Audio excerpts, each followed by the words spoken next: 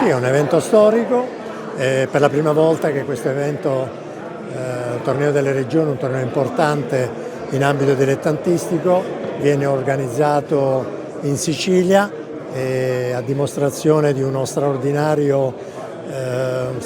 collaborazione, armonia tra le istituzioni e il mondo del calcio, una armonia che noi auspichiamo ad ogni livello, anche in altri ambienti al di fuori della regione Sicilia. Questa è un'occasione, no? Anche per tenere ai ragazzi il modo di confrontarsi fisicamente, non come PlayStation, quindi un modo di socializzare e finalmente tornare ad essere umani. È uno degli aspetti più importanti della competizione. Tantissimi giovani, adolescenti provenienti da 20 regioni d'Italia hanno la possibilità di confrontarsi, di conoscere dei luoghi nuovi, diversi, di potersi relazionare, e questo credo che sia una delle cose più belle che noi possiamo offrire a dei ragazzi. Presidente, cambiando un attimo ambito, si avvicina la data del 3 febbraio, l'assemblea elettiva, come procede la tabella di marcia?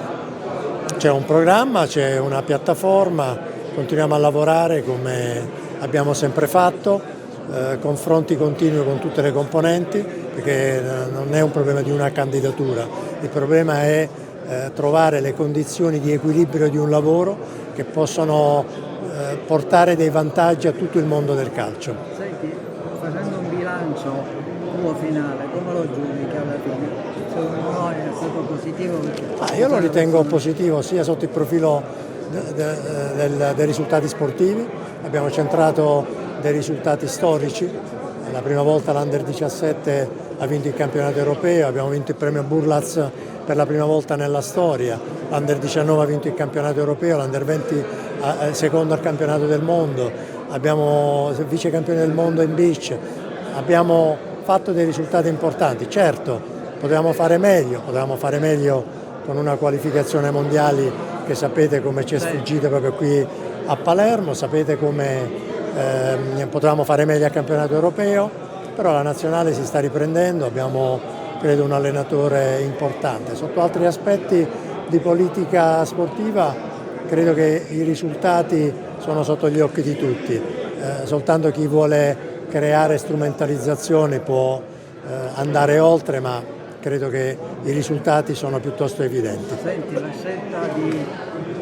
molti stranieri chiude lo spazio ai nostri ragazzi, e questo può essere un torneo che magari può dargli anche l'entusiasmo per poter continuare, magari viene fuori un campionato. Ma io credo, sono molto fiducioso perché c'è una sorta di inversione di rotta nella politica di gestione del materiale tecnico dei nostri giovani da parte delle società. L'ho detto prima, i risultati delle nostre nazionali giovanili sono risultati strabilianti. Bisogna soltanto saper conciliare la qualità del talento con l'opportunità nel farli giocare. L'auspicio è che molte società, come già stanno facendo, continuino a utilizzare i nostri giovani, e questo farà bene non solo alle nazionali ma anche ai club. Grazie.